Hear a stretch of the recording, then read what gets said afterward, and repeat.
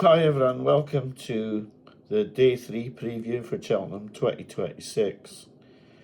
Before I start the preview for Thursday, can I just say I will talk about this when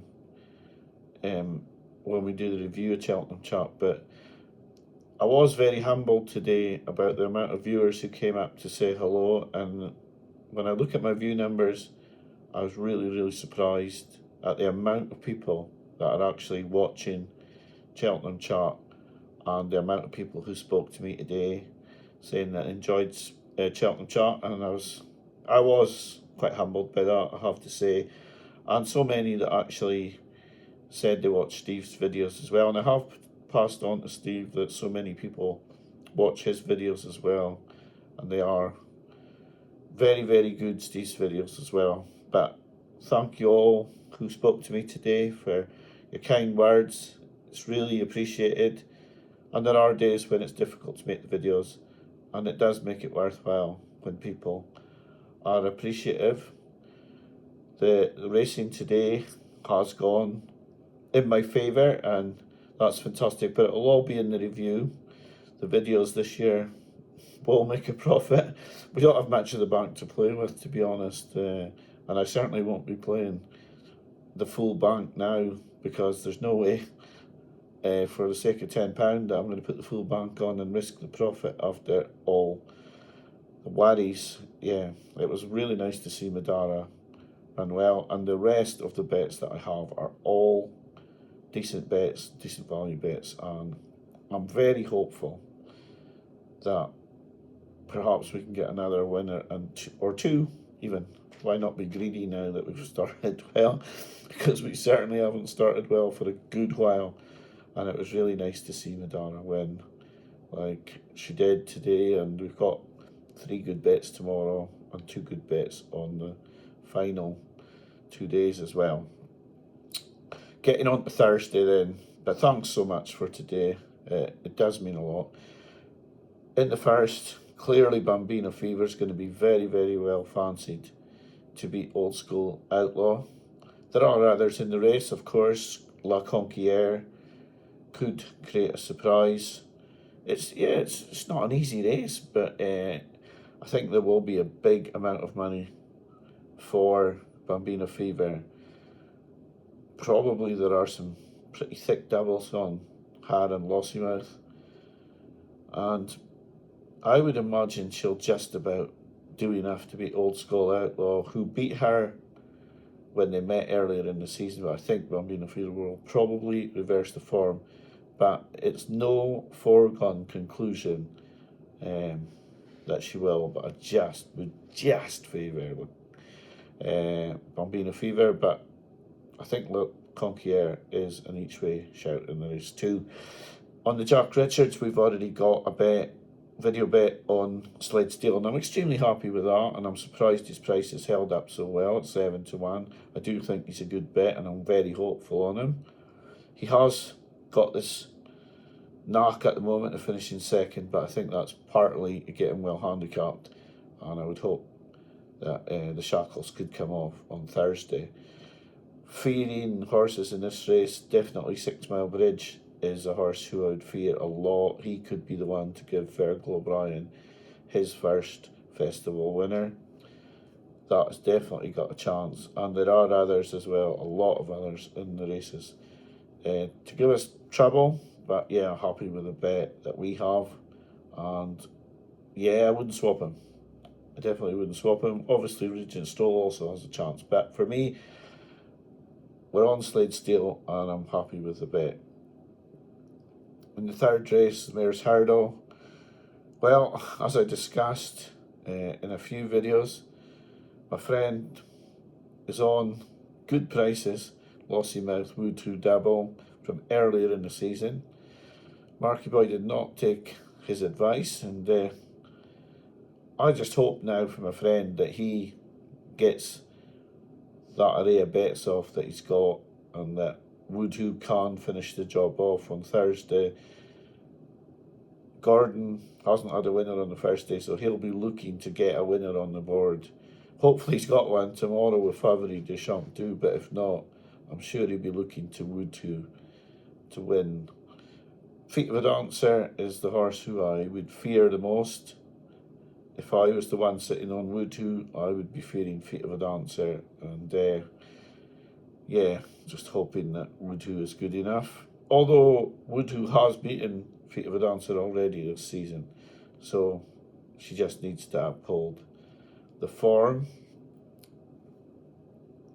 In the Ryanair, you'd have to think that Factor File would win. I'm surprised to see John Bon running in this race.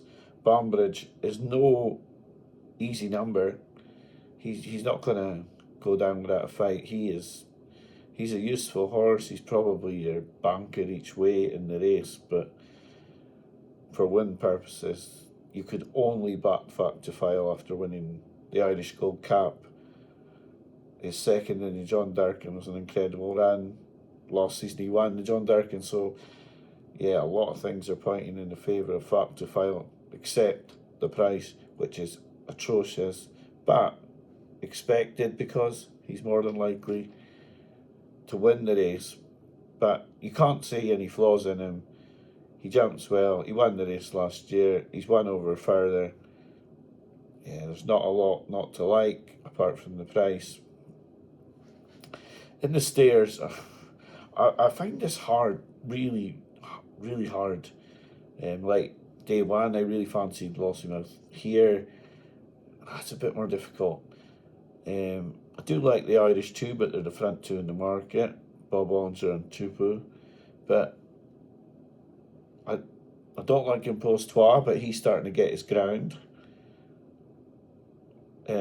Marchand too, I don't know. A good horse, would he win this? He's improved all season. Yeah, he's got to have a chance. But the one that I really can't make my mind up about is Cabral de Matan. I thought he should be the champion hurdle horse. I've said this so many times, but I thought he should have been the champion hurdle horse. The New Lion should have been the Stairs hurdle horse.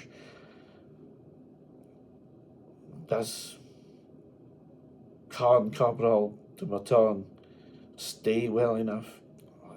I don't know. I really, really don't know.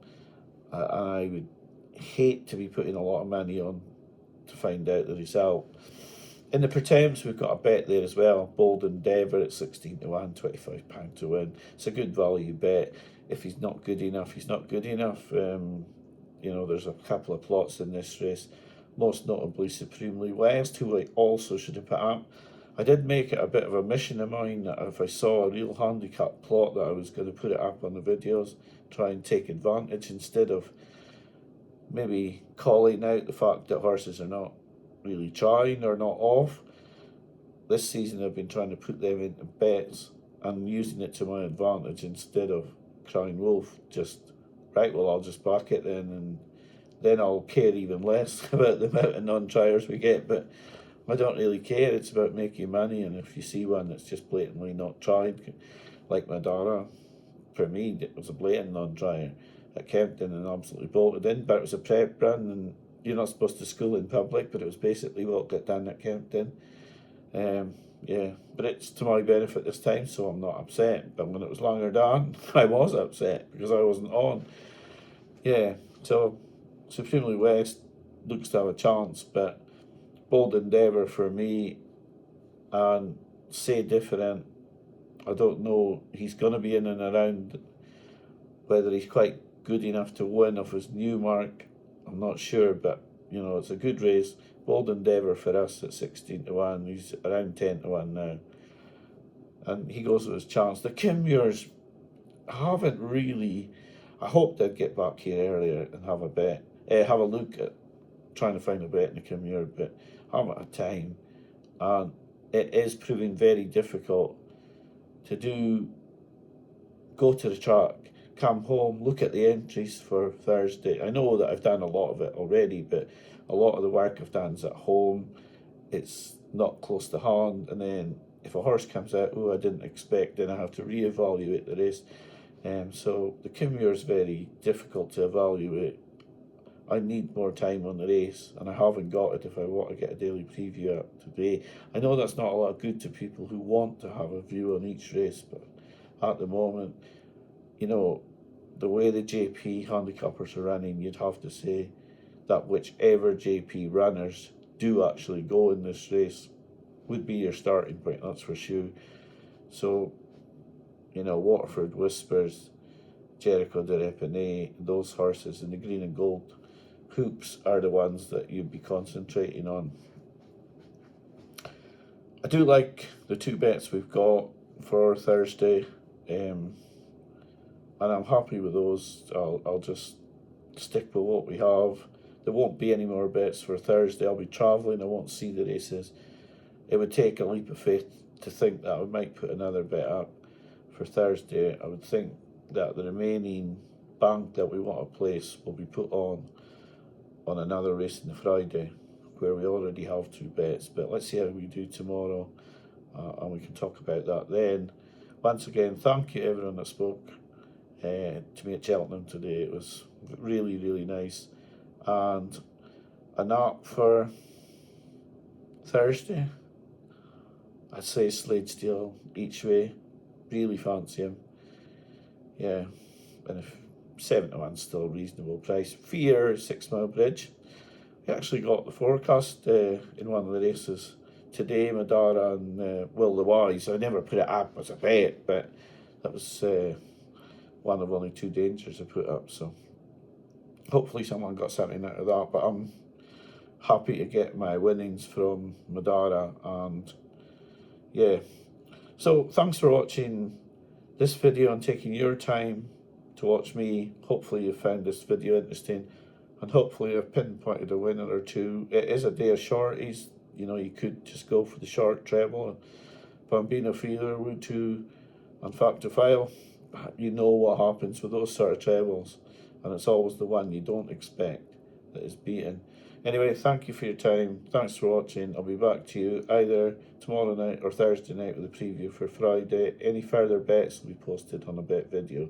Thanks for watching. Bye for now.